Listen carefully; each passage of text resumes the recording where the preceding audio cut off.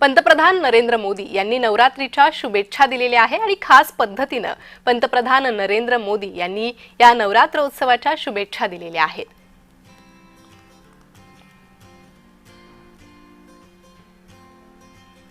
तर पंतप्रधान नरेंद्र मोदी यांनी भारतवासियांना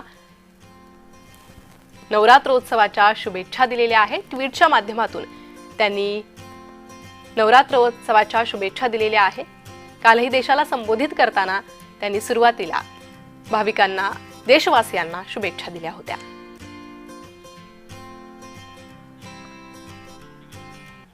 पंतप्रधान मोदींनी नेमकं काय ट्विट केलंय पाहूयात। पंतप्रधान मोदींकडून देशवी भक्तांना आवाहन करण्यात आलंय। नवरात्र म्हणजे शुद्ध भक्ती।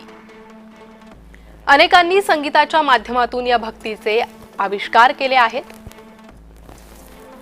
पंडित जसराजजी यांचं असेच एक भावपूर्ण सादरीकरण मी आपल्यासाठी देत आहे।